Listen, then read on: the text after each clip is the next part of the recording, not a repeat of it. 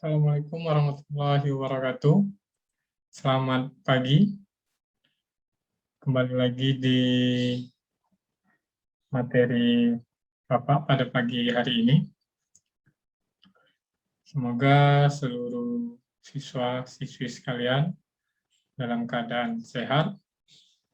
Di masa pandemi ini, kita tetap menjalankan protokol kesehatan, tetap memakai masker, jaga jarak, dan cuci tangan. Pada kesempatan kali ini, Bapak akan menyampaikan materi bimbingan klasikal yang pada pertemuan sebelumnya sudah kita bahas sedikit tentang materi ini. Pada saat ini, Bapak akan menekankan kembali atau menguatkan kembali materi yang sudah kita bahas kemarin. Semoga materi ini nantinya bisa membuat para siswa-siswi sekalian memahaminya, mengerti, dan melaksanakannya di kehidupannya sehari-hari. Materi kita pada pagi hari ini yaitu menyambung dari materi minggu belakang, generasi muda harus percaya diri. Kenapa generasi muda harus percaya diri? Karena generasi muda ini adalah tonggak penerus dari generasi-generasi yang sekarang mungkin sudah mulai menua, yang sudah banyak mungkin yang akan pensiun. Jadi para siswa-siswi sekali inilah yang akan melanjutkan tonggak sejarah, tonggak perjuangan dari bangsa kita ini. Langsung saja, materi yang akan Bapak sampaikan, kenapa harus siswa-siswi harus percaya diri? Ya. Nah, sebelum kita mulai, sama yang siswa-siswi lihat sekalian, sebelum kita mulai masuk ke materinya, mulailah harimu dengan senyuman terlebih dahulu. Ya. Jadi saat melihat video Bapak ini, sebelum kita masuk materi, siswa-siswi sekalian, silakan tersenyum terlebih dahulu, supaya materi yang Bapak sampaikan pada pagi hari ini bisa dipahami dengan baik. Ya. Karena senyuman adalah pembuka yang manis, sangat manis untuk hidupmu yang indah. Tentunya untuk hidup kita pada hari ini dan seterusnya. Sudah tersenyum semua? Ya, sudah. Bapak yakin sudah tersenyum semua. Apa yang dimaksud dengan percaya diri?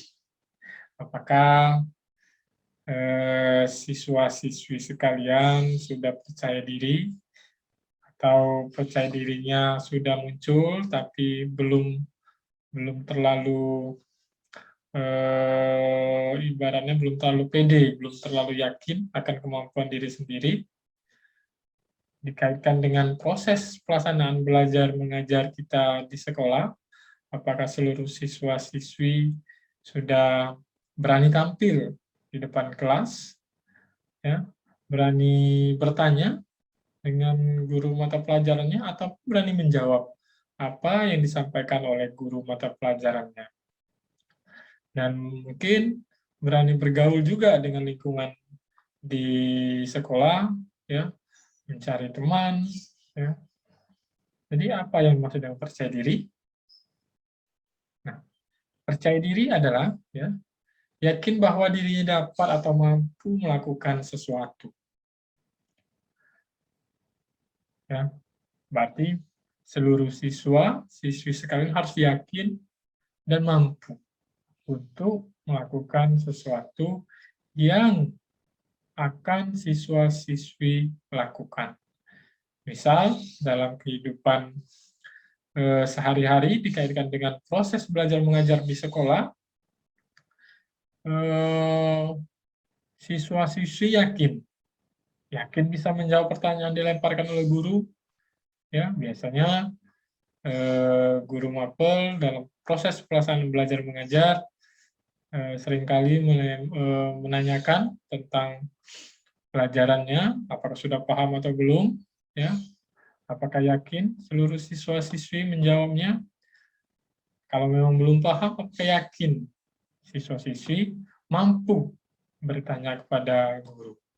Ya, jadi kalau memang siswa-siswi yakin mampu menjawab pertanyaan dari Bapak Ibu guru, yakin atau mampu bertanya, ya, tampil di depan kelas, maka siswa-siswi sekalian, Bapak yakinkan sudah muncul, sudah mulai tumbuh rasa percaya dirinya. Jangan sampai, ya, setiap guru masuk menjelaskan pelajarannya, siswa-siswi sekalian menjadi pasif, ya, bertanya pun tidak, menjawab pun tidak, apalagi tampil di depan kelas. Karena itu tadi, kemampuan dan keyakinannya belum tumbuh, ya, keyakinan dan kemampuannya belum tumbuh. Jadi dasar dari menumbuhkan sikap percaya diri adalah anak perlu merasa aman dan nyaman atas dirinya. Jadi siswa-siswi sekalian harus nyaman dulu, ya. Nyaman dengan guru mata pelajarannya, nyaman dengan pelajarannya, ya, aman dalam pelaksanaan pembelajarannya. Jadi jangan menganggap guru mata pelajarnya, ya, menganggap guru mata pelajarannya sudah tidak enak, menganggap pelajarannya sudah tidak menyenangkan, ya. Kalau kita sudah menganggap mata pelajaran guru sudah tidak enak, maka sikap yakin atau mampu untuk percaya diri tadi tidak akan timbul, ya. Tuh. Selanjutnya, apa manfaat percaya diri bagi anak atau bagi seluruh siswa-siswi? Dikaitkan dengan proses belajar mengajar. Banyak sekali manfaat, ya, manfaat dari percaya diri ini, terutama untuk meningkatkan prestasi anak, ya. Dengan percaya diri, kita akan sangat gampang sekali untuk belajar dan meningkatkan prestasi. Apa manfaat percaya diri bagi siswa sekalian? Ya, salah satunya dapat bersosialisasi atau menjalin pertemanan. Dengan percaya diri, dengan tumbuhnya percaya diri di dalam diri kita, anak senang bertemu dengan teman baru. Bagi mereka, teman dapat memberikan pengalaman berbeda. Ya. Jadi, kita di sekolah, apalagi pada masa-masa awal masuk sekolah di kelas 1, ya, di kelas 10, siswa-siswi sekalian harus bisa menumbuhkan sikap percaya diri ini. Jadi, kenapa? Karena dengan percaya diri kita sangat mudah sekali untuk bersosialisasi atau menjalin pertemanan. Ya. Yang kedua, dapat melihat diri secara positif. Ya. Anak dapat melihat kelebihan dan kekurangan yang ada pada dirinya. Jadi, dengan percaya diri, kita bisa mengintrospeksi diri. Ya, apa yang menjadi kelebihan kita, apa yang menjadi kekurangan kita. Yang ketiga, ya, siap menghadapi tantangan. Apa yang dimaksud dengan siap menghadapi tantangan? Anak mampu memaksimalkan kemampuan dirinya untuk menghadapi tantangan. Tantangan ke depannya bakal lebih berat lagi. Ya. Dari masuk kelas 10, tantangan kita itu mencari teman, ya, mengenali lingkungan sekolah.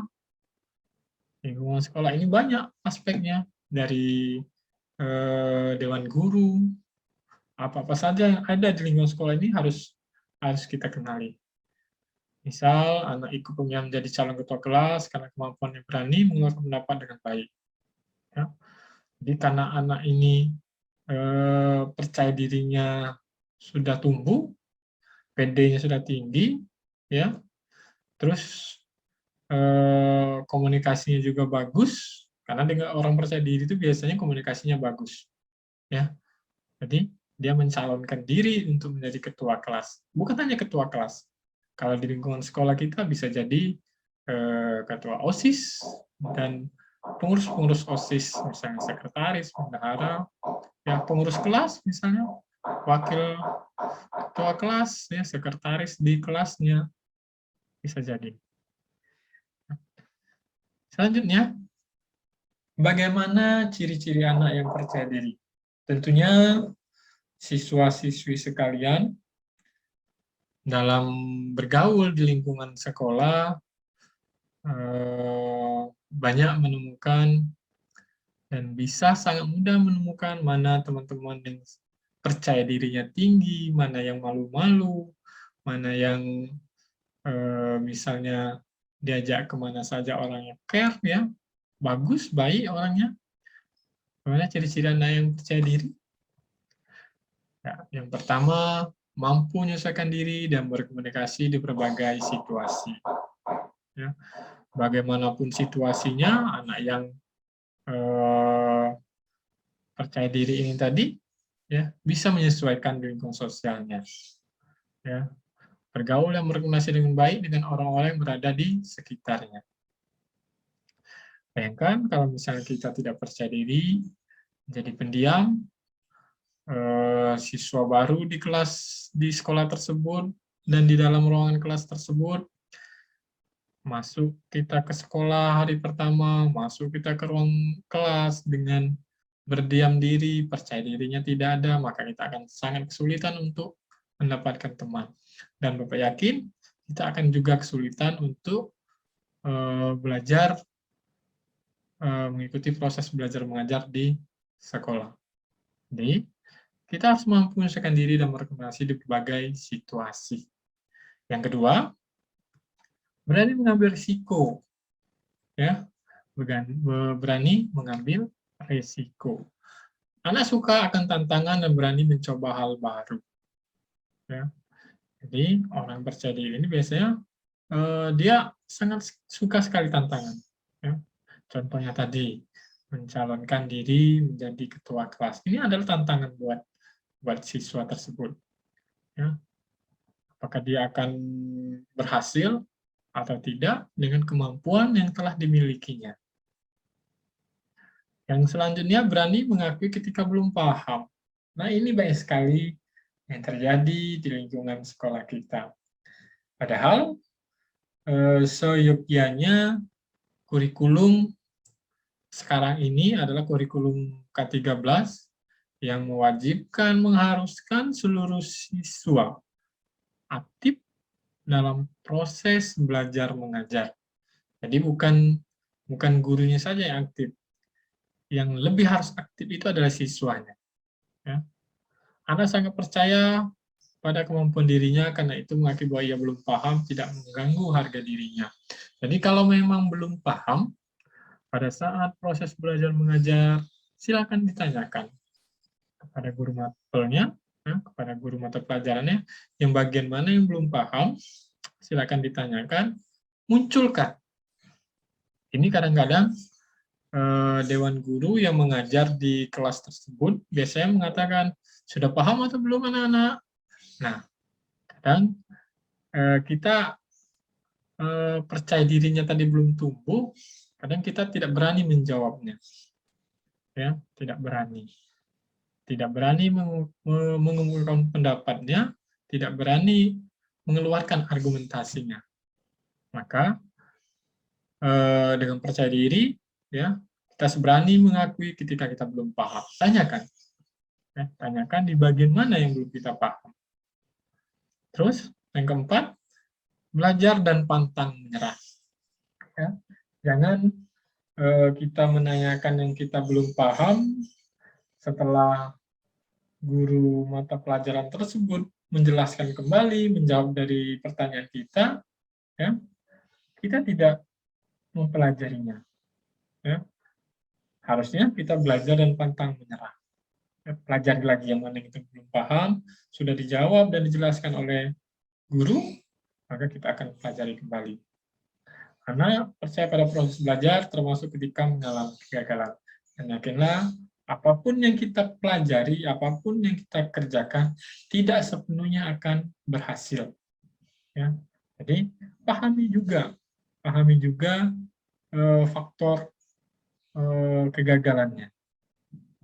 Kita harus juga memahami, kita harus ibaratnya jangan terlalu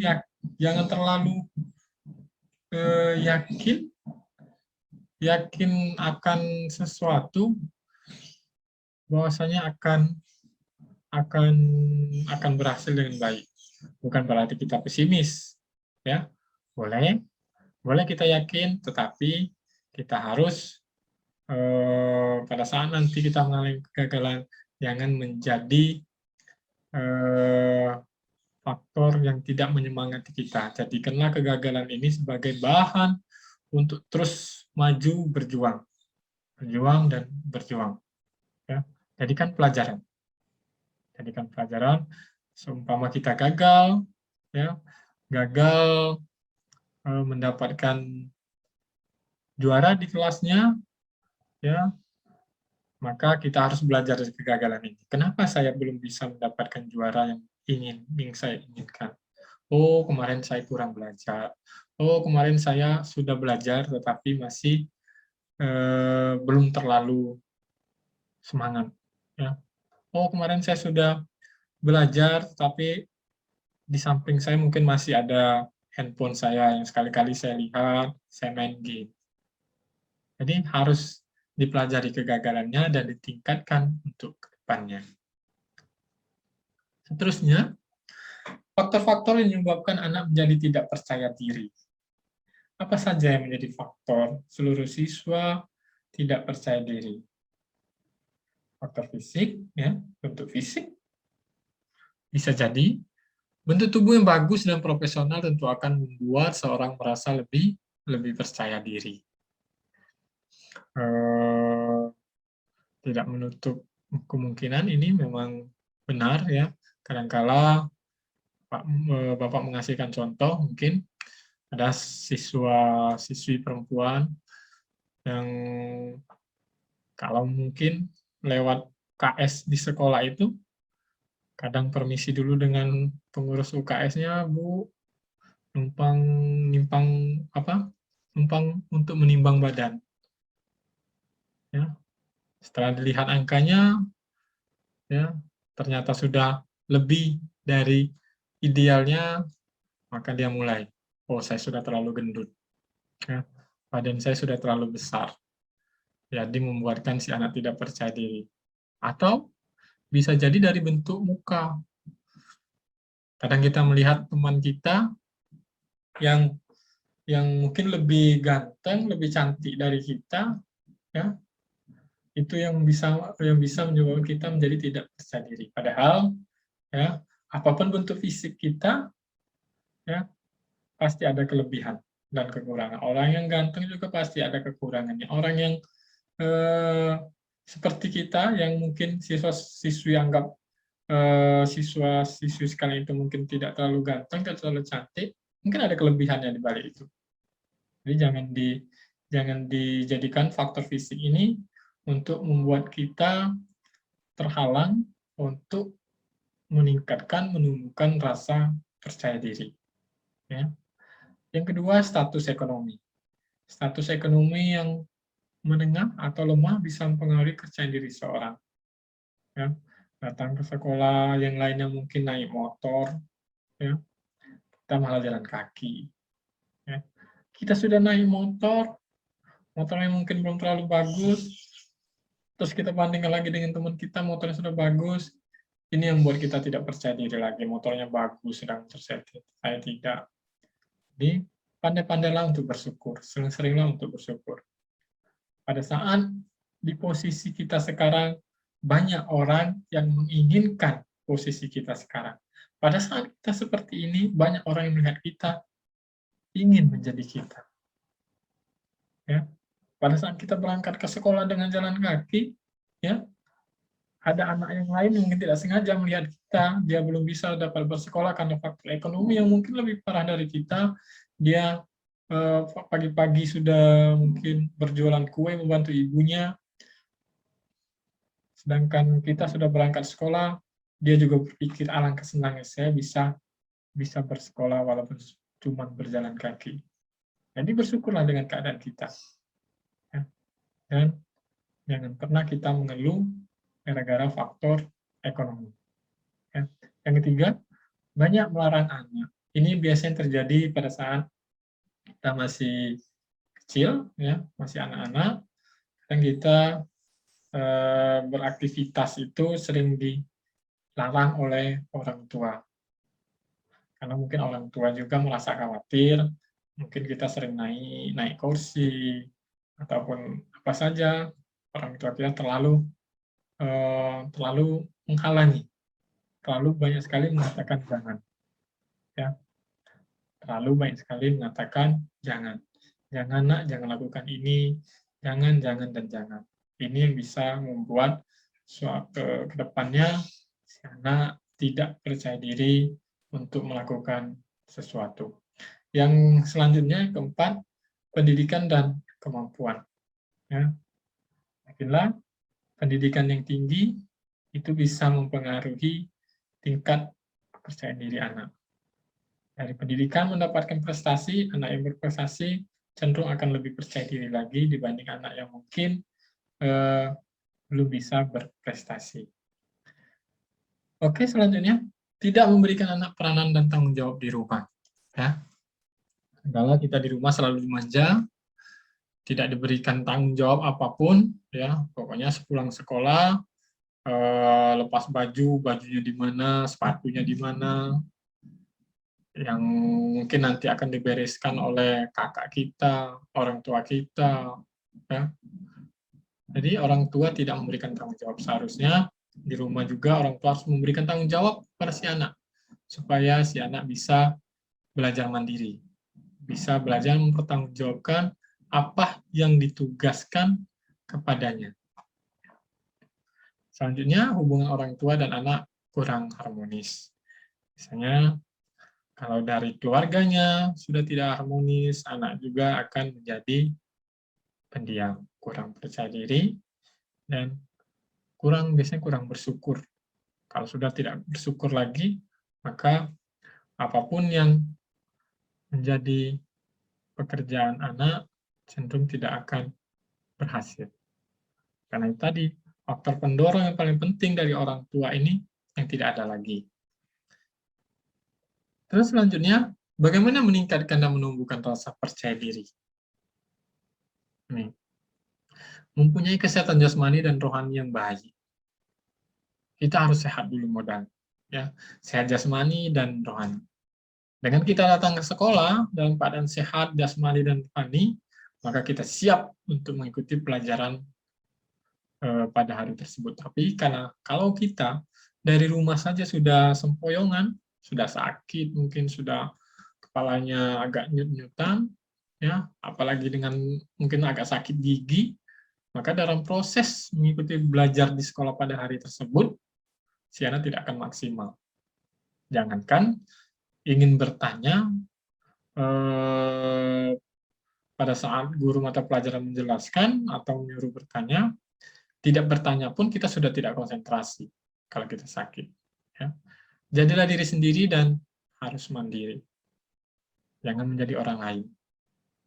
Ya, apapun yang kita kerjakan, apapun yang diberikan tugas orang lain kepada kita, jadilah diri sendiri dan mandiri untuk mengerjakannya. Yakinlah bahwa kita bisa melakukannya. Masuk ke lingkungan orang-orang percaya diri. Bergaulah dengan lingkungan yang memang di situ ada orang-orang yang percaya diri. Ya, biasanya faktor lingkungan ini bisa mempengaruhi seseorang untuk berubah menjadi lebih baik. Ya, dalam tanda petik, ya, lingkungan di sini lingkungan positif. Kalau kita mau masuk ke lingkungan orang percaya diri, yakinlah kita akan bisa percaya diri. Kalau kita mau masuk ke lingkungan orang yang mungkin punya prestasi banyak, ya, yakinlah kita akan bisa mengikutinya juga. Pandang semua orang dengan kacamata yang sama. Ya, jangan memandang orang dengan kacamata yang berbeda, ya. Oh, kamu lebih lebih apa? Lebih miskin dari saya. Oh, kamu tidak level berteman dengan saya. Sama semuanya, ya. Anggap semuanya sama. Buang prasangka buruk. Kadang kita sering berprasangka buruk terhadap orang lain, terhadap teman kita. Buang jauh-jauh prasangka buruknya. Ya. Berhentilah mengeluh. Ya. Apapun yang menjadi tugas kita, ya, jangan sekali-kali kita mengeluh terlalu lama. Mengeluh boleh mengeluh, ya, sekedar mengeluh, ya, terus bangkit, ya, terus bangkit, bangkit, supaya apa yang menjadi pekerjaan kita bisa terselesaikan. Karena dengan mengeluh terus-menerus, ini akan berakibat dengan kurangnya pemahaman, kurangnya apa yang kita butuhkan ini biasanya tidak akan tercapai, ya, dan kita akan terpuruk. Mintalah pendapat orang lain. Apapun yang kita kerjakan, mintalah pendapat orang lain dan hargailah pendapat orang lain tersebut. Jangan kita meminta pendapat dari orang lain dan kita tidak menghargai pendapatnya, padahal kita sudah meminta. Bagaimana pendapat teman kita ini, bagaimana pendapat teman tentang saya, si teman ini menjelaskan, oh kamu harus begini, oh kamu terlalu cuek, oh kamu nada bicara kamu terlalu tinggi. Kita hargai dan coba kita ikuti saran dari mereka. Terakhir, ya, ada sebuah kata motivasi sebelum kita tutup, akhiri kegiatan pemberian materi pada pagi hari ini. Orang bijak belajar ketika mereka bisa. Orang bodoh belajar ketika mereka terpaksa. Ya. Jadi, semoga materi yang Bapak sampaikan pada pagi hari ini bisa dicerna dengan baik, ya, bisa dilaksanakan di kehidupan sehari-hari, terutama di kehidupan atau pada saat proses belajar mengajar di sekolah. Yakinlah kalau seluruh siswa-siswi sekalian bisa menumbuhkan percaya dirinya dalam proses belajar mengajar, maka Bapak yakin prestasi juga akan mengikuti siswa-siswi sekalian. Nah, Bapak akhiri kegiatan pemberian materi pada pagi hari ini. Semoga bermanfaat. Ketemu lagi kita di materi-materi selanjutnya. Assalamualaikum warahmatullahi wabarakatuh.